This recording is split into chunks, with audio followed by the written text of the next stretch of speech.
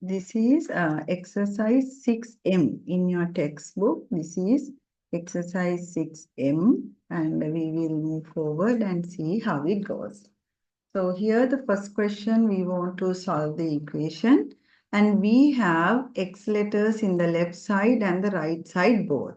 So we'll see what we can do. First, I will write the equation as it is: 3 minus X equal to 2 plus 2X. Then what I do, I keep negative X as it is, and I bring this 2X to this side, that becomes negative 2X. So then I keep 2 as it is, and I bring this positive 3 to the other side, that becomes negative 3. Negative X and negative 2X, that is negative 3X, equal to negative 1.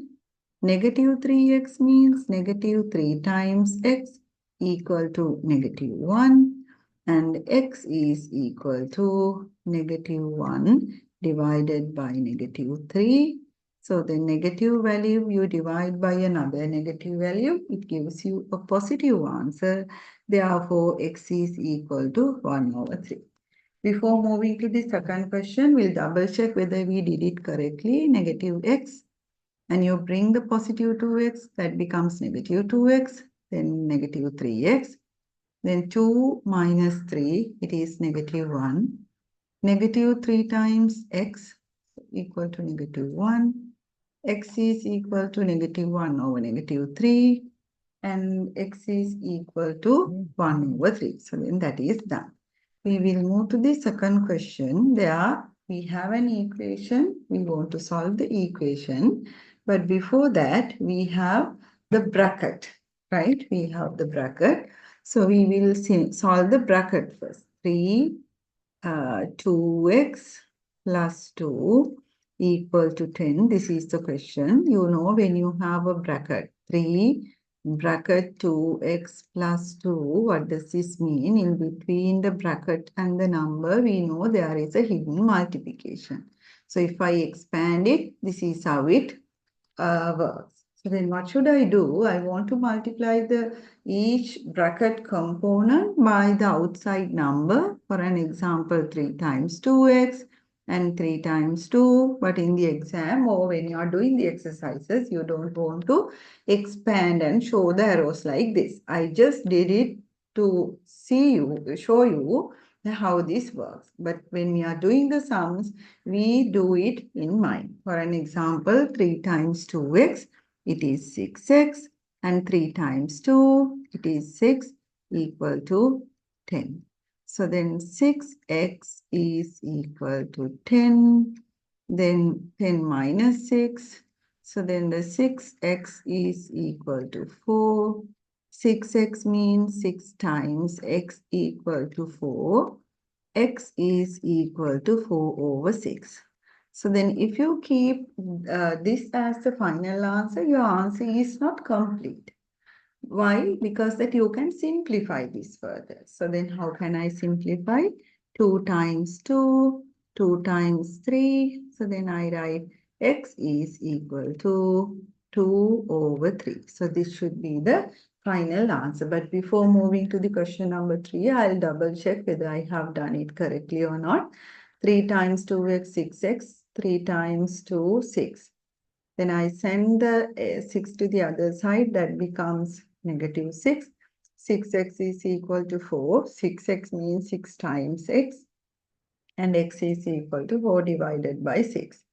And 4 over 6, I can simplify further. I can divide both the numbers by 2. 2 times 2, 4. 2 times 3, 6. So then the x is equal to 2 over 3. So then question number 2 is done. So then we will move to the question number 3. Question number 3, here that we have 3 over 4 multiplied by 8x. So in exercise 6L also we had a similar sum, and I told you that we have different methods to do it. So then one method you can do, you can expand it 3 over 4 times 8 times x. So then easily you can simplify 4 times 1, 4 times 2. So then it gives me 3 times 2, 6. 6 times 1, 6x. 6x over 1, then I can write it as 6x. So, some students, they do it like this. 3 over 4 multiplied by 8x. Straight away they do the multiplication. 3 times 8, 24, x divided by 4. So then when I have 24x, I can write 24 times x divided by 4. 4 times 1, 4 times 6. So then I can write this as 6x over 1. So then the final answer is 6x. Okay. So then we double check whether we did it correctly. Yes. 4 times 2, 2 times 3, 6. 3 times 8, 24. 24 divided by 4, it is 6. The answer is 6x. So then we will move to the question number 4. Question number 4, we have 5x divided by 2 over 3. But when you have something like this, you know that when we are converting the divisions into multiplication, normally we need to take the reciprocal. So then here we have a whole number, that algebraic term, and the fraction. So what I do, this step is not compulsory, I would say. I write this as 5x over 1 divided by 2 over 3. Then I convert the division into multiplication. Division into multiplication. And I get the reciprocal, that is 3 over 2. I can't simplify this, therefore I write 15x over 2. So this is the answer. I don't have any other way to simplify this. So then I just keep 15x over 2. Or let's say that some students might have done something like this, 5x divided by 2 over 3. Without getting this, the 5x over 1, they just multiply and get 3 over 2. So then they can easily do that the 15x over 2. Right? So then the second method is shorter and easier. But the first method kind of the comprehensive, that it shows the concepts well, that what kind of concept we should have in our mind. So then you convince the marker when if you can manage the time only, otherwise you can go for the second method. But with the practice, you will practice to do any sum with all the steps without skipping any of the steps, but still you manage the time. How it comes with the practice, right? So that is all about question number 4. We'll move to question number 5. Here in exercise 6L also I explain you that when you have single two fractions like this, the left side you have one fraction and the right side you have one fraction. So then we have a popular method called the cross multiplication. So then we'll see how we can do that. 3x over 5 equal to 9 over 10. So then when I do the cross multiplication, what happened? 3x multiplied by 10 equal to 9 multiplied by 5. So then this is 30x equal to 45. 30x means 30 times x equal to 45, and x is equal to 45 over 30. So then I can simplify this, that here again I would say that when you are simplifying a fraction, children, the way you are doing will be based on your fluency with the accuracy or the fluency, that how you can manage the multiplication table. Some students are struggling with the multiplication tables, so that you can do this step by step. I will show you both the methods. 45 divided by 30. I divide by 5 and here 5. It gives me 9 over 6. So then the 9 over 6 I can divide further by 3. It gives me 3 over 2. So then likewise, that step by step you can do. Or you can do this straight away if you are thorough with the multiplication table. So 45 over 30. that straight away you can divide this by 15, right? So you know 15 times 345, 15 times 2. So then you easily get the answer. Here I write 3 over 2 and you can write this as 1 over 2. Or rarely some students might have written 1.5, right? So either 1.5 or 1.5, that is not the problem. But once you get 3 over 2, always it is better to conclude your answer uh, with the simplified version, right? So we'll double check whether it is correct. 3x times 10, 30, 5 times 9, 45, 45 over 30, 15 times 3, 15 times 2, 3 over 2 means 1.5 or 1.5. It is correct. So then we will move to question number 6. Question number 6, you have an algebraic expression, 2 brackets, right? So we'll see how we can do this. Here you can see that you have a subtraction. So see how I'm going to do that. 6, 3 minus 2x, subtract 4, 2 minus x. Okay. Then I simplify. I'll keep this part, this subtraction, that is kind of the separation. The first part and the second part separating with this subtraction sign. So we'll see how we can do. I simplify the first bracket, 6 times 3, 18, and 6 times 2, 12x.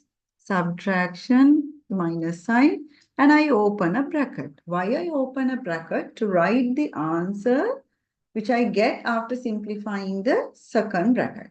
4 times 2, 8, and 4 times negative x, it is negative 4x. And some students sometimes in the class also, they argue why we need to have the second, that the bracket like this in the second steps. I would say, so then we want to simplify this without any error because we are dealing with the negative sign. Even though you have the positive sign in the middle, always keep it as a practice when you are solving the second bracket. So you get another new bracket in the second step. So then we will solve that also. 18 minus 12x minus 8 and plus 4x. If you don't put it like this, sometimes when you are getting negative 8 and positive 4x, that you get it in a wrong way. To avoid that, I had a bracket in the second step.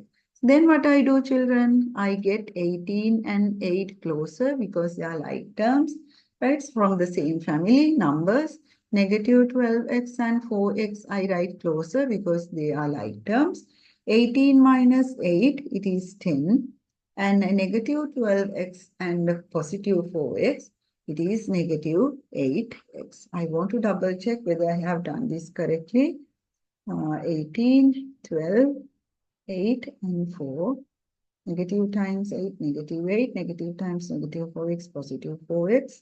So then the negative 12, positive 4, it is negative 8. 18 minus 8, it is 10. So then it is correct.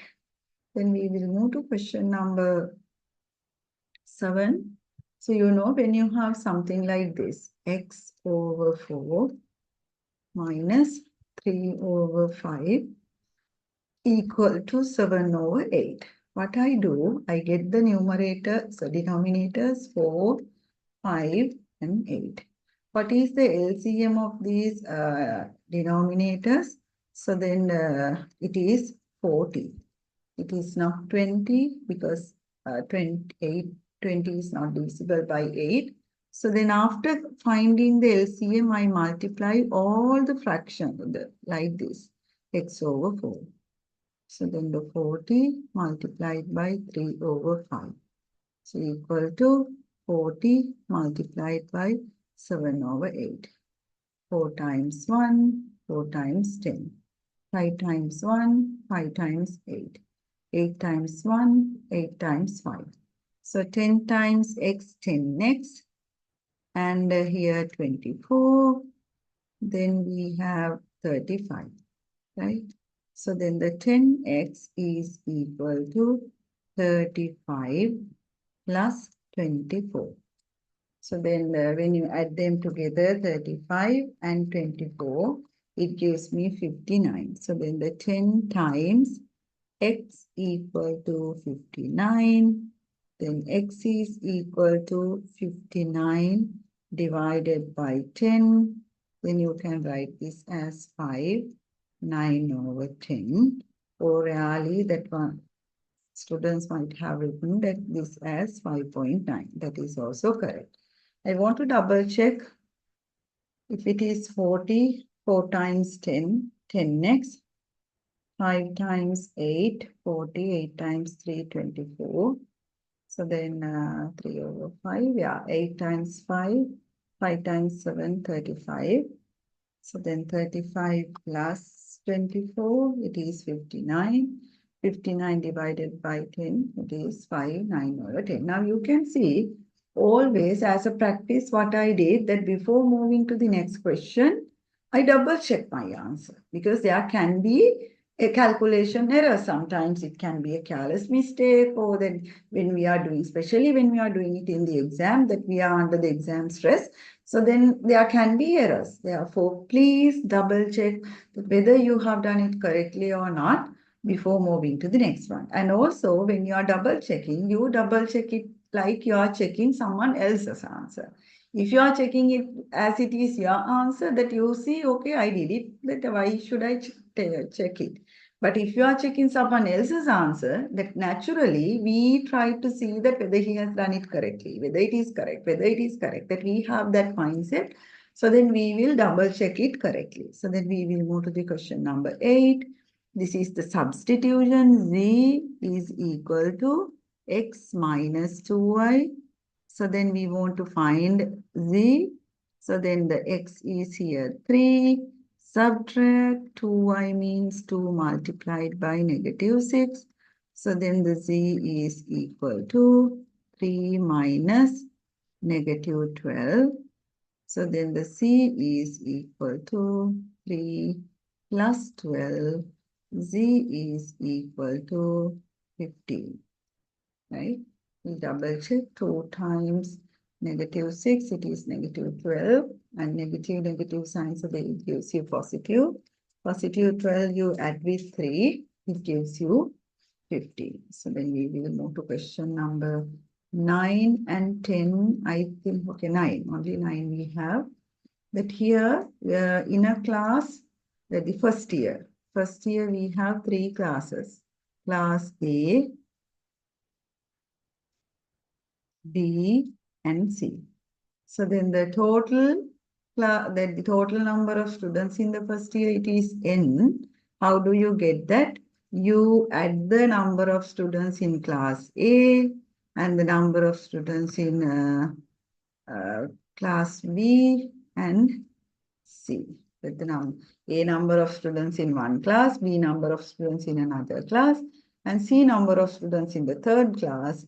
To check that how many students are there in the first year as a total, you want to add all these 3 values together. A plus B plus C is equal to N. The total number of students in the first year is N. And we will move to the 10th question here. I have not taken it to the 10th question. You want to make the subject. I will show you from here itself. So then you have N equal to capital N minus AB. You want to make the capital N subject. That means you want to keep capital N this side alone. So then you want to send that negative AB to the other side. That becomes positive AB. So then how you are going to conclude your answer? N is equal to simple N plus AB. Hope you got it. So then when they have asked us to make a particular letter the subject of that formula, we know we want to keep that letter alone and send all the other related numbers and letters to the other side. Here I want to keep capital N alone.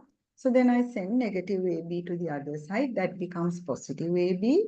So then the capital N is equal to simple N plus AB.